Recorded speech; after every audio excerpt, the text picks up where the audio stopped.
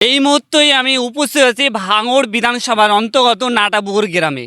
একটি বাড়ি মালিক তিনি একাধিকবার বাড়ির আবেদন করে বাড়ি পাচ্ছে না। তিনি সরাসরি কি বলছেন সেই আমি বক্তব্য শোনাবো। বলবো আর কি, এর আগে যখন বামফ্রন্ট সরকার ছিল তখন বাপ চাচারা আমরা সবাই বামফ্রন্টের পার্টি করেছি। তারপরে টিএমসি আসলো, টিএমসি আসার পরে মানে আমার ঘর ছিল না, ঘর ভেঙে গিয়েছে। এ খবর তাদের জানিয়েও তারা ঘর দেব দেব করে আশ্বাস দিচ্ছিল, কিন্তু আমি এখনও ঘর পেলাম না। কিন্তু দেখা যাচ্ছে এর বাংলাদেশ থেকে যারা এসে এখানে বসবাস করছে তারা ঘর পাচ্ছে, তাদের ঘরটা আগে আগে দিচ্ছে কিছু হয়তো পয়সার বিনিময়, সেটা আমি পাচ্ছি না। এই কারণে আমার ঘর হচ্ছে না, এটাও একবার দেখেও দেখছে না। আমার চাল চুলো সবই পড়ে গেছে, কিন্তু আমার সেরকম সমর্থন নেই যে আমি ঘর করব। তারা বারে বারে বলি, তারা বারে বারে আশ্বাস দেয় এইবারে হবে এইবারে হবে, এখনও পর্যন্ত হলো না। এ নিয়ে আমি খুব দুঃখিত, খুব মর্মাহত হয়ে আছি। কিভাবে কি করব আমি মানে আর পাচ্ছি না, সুবিধা পাচ্ছি না। আচ্ছা, এর আগে আপনি কি কোনো পার্টির প্রতিনিধি বা কাউকে জানিয়েছেন? হ্যাঁ, আমাদের এখানে যেসব টিএমসির নেতা ছিল তাদেরকে জানিয়েছি, তারা এসে নিজেরাও দেখেছে, দেখার পরেও তারা কোনো কাজের কাজ করছে না এবং ওই দেখে দেখে চলে যায় আর বলে এইবারে হবে এইবারে হবে, তুই চিন্তা করিস না। আমার ওইভাবে আশা দিয়ে চলে যায়, কিন্তু এখনও ঘর হলো না। এই নিয়ে আমি দুঃখিত। আচ্ছা, আপনি শাসক দলের কাছে এ নিয়ে আপনি কি বলতে চান তাদের কাছে? আপনার বার্তাটা সেটা বলুন। আমি আশা করি তারা যদি একটু সহযোগিতা করে অনেক কিছু হয়ে যেতে পারে, কিন্তু আসলেও তারা দেখেও দেখে না। দেশের লোক বলে তারা চিনতে পারে না। তারা চেনে বাংলাদেশিদের কিভাবে আশ্রয় দেবো, প্রশ্রয় দেবো, তাদের উপরে এনআরসি এইসব করব, এইসব নিয়ে তারা ব্যস্ত, দেশের জন্য চিন্তা করে না। তারা পার্টির কাছে আবেদন কি আপনার? আমার একটা ঘর হলে খুব ভালো হয়, কারণ দেশের নাগরিক আমরা। বারে বারে ভোট দিই, 2002 কেন 2000 পড়ার আগে থেকেও আমরা ভোট দিয়ে আসছি। কিন্তু দুঃখের বিষয়, যতবার আবেদন করি ততবার আশ্বাস দেয় এইবার হবে এইবার হবে, কিন্তু এখনো পর্যন্ত হলো না। বৃষ্টি বদলায় আমার ঘরে জল ঢুকে যায়, বাস করতে পারি না। তারা দেখেও চলে যায়, দেখে দেখে চলে যায়, কিন্তু আশা দিয়ে যায় বারে বারে, কিন্তু একবারও ঘর পেলাম না। এইটাই মনের দুঃখ।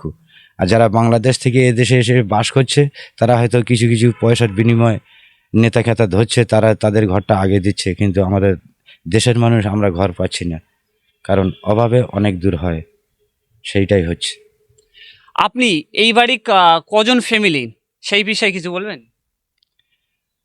এই বিষয়ে কি আর বলবো, মানে গরিব মানুষ উম, হলে যেটা হয়, কারণ বাচ্চা কাচ্চা আমরা সবাই 5-6 জনের ফ্যামিলি, কিন্তু মানে একটা ঘরে বাস করার মতো আমাদের সেরকম স্থান নেই, জায়গা নেই যে সেইখানে বাস করি।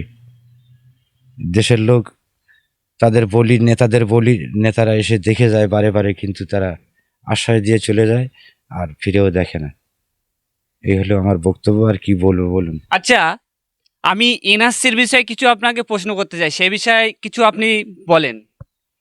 এনআরসির বিষয়ে কি আর বলবো, মানে বাংলাদেশ থেকে যারা এসেছে তারা তাদের এখানে আশ্রয় দিচ্ছে, তারা এখানে বসবাস করতে পারছে, তাদের ঘর দিচ্ছে, সব কিছু দিচ্ছে, কিন্তু দেশের মানুষ যারা প্রতিনিয়ত ভোট দিয়ে থাকে, তাদের ভোট দেওয়ার আগে তাদের একরকম আশা দেয় যে তোদের ঘর দেবো, দৌড় দেবো, কিন্তু তোরা ভোট দিয়ে দে, কিন্তু ভোট চলে যাওয়ার পরে তারা আর আর বুঝতে পারে না যে দেশের মানুষ কারা, আমরা স্থানীয় আমরা, না যারা বাংলাদেশ থেকে এসেছে ওরা।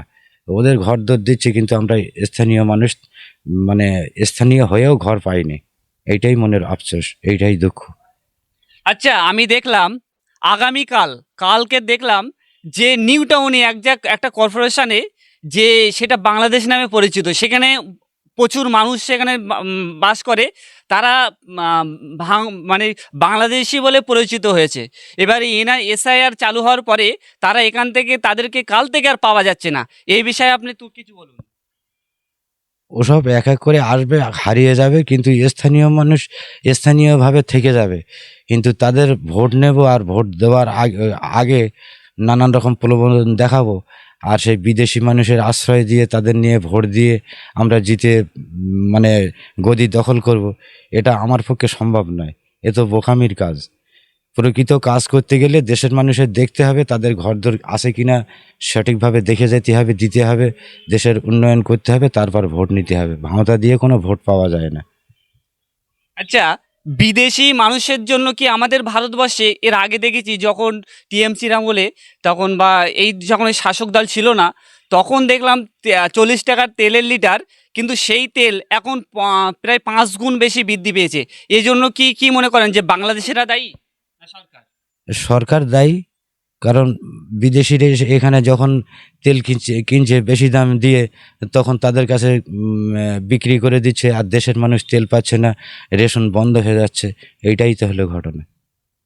আমি সেই ঘরকে আমি একটু দেখাবো, ভিতরে গিয়ে ঘরটা একটু দেখান।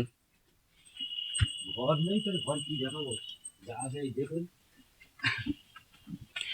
দেখতেই পাচ্ছি ঘরের কি দশা। উপরে আছে জরির চাল, ভেতরে জায়গাটা স্যাঁতস্যাঁত করছে। এই হয় অর্থাৎ বৃষ্টি নামলে এই ঘরের ভিতরে পুরো সবকিছু মানে ঘরের ভিতরে পানি চলে আসে। বৃষ্টির পানিটা সমস্ত ঘরে ভর্তি হয়ে যায়। ইনি দেখতে পাচ্ছেন এই ঘরের ভিতরে খুব কষ্ট করে বাস করছেন। এই ঘরের ভিতরে আমি চিত্রটা দেখাতে বলবো ক্যামেরাম্যানকে। দেখতেই পাচ্ছেন উপরে জরি, একদম বেহাল অবস্থা। এর ভিতরে বাস করার মতো নয়, কিন্তু কিভাবে বাস করছে আমি জানি না। কিন্তু শাসক দল যদি থাকা সত্ত্বেও, মমতা ব্যানার্জির মতো একজন মুখ্যমন্ত্রী থাকা সত্ত্বেও কেন তার রাজ্যে জনগণ এমন বেহাল অবস্থায় বাস করছে? সেটা কেন? সরকার কেন কি ব্যর্থ? না সরকার এই ঘরটা দেখতে পাচ্ছে না? না নিচের লেভেলে যে নেতারা আছে তারা কেন উপর লেভেলে এই খবরটা দিচ্ছে না? তারা আবেদন কেন করছে না? এটা নিয়ে আমি মমতা ব্যানার্জির কাছে আবেদন করছি যে এরকম বহু, আমার নাই ক্যামেরার সামনে নেই এরকম ঘর এসছে, কিন্তু এর আগেও দেখতে পাচ্ছি এরকম ঘর আমাদের ভাঙড়ে ভুরে ভুরি অনেক আছে, প্রচুর আছে এই ঘর। তাদেরকে অবিলম্বে এই ঘর তদন্ত করে দেখা হোক। এবার যারা ঘর পাওনা তাদেরকে আশা করি তাদেরকে ঘর দেওয়া হোক তদন্ত করে। আপনারা থাকুন। আইনের তরফ থেকে সকলকে স্বাগত ও শুভেচ্ছা জানাই।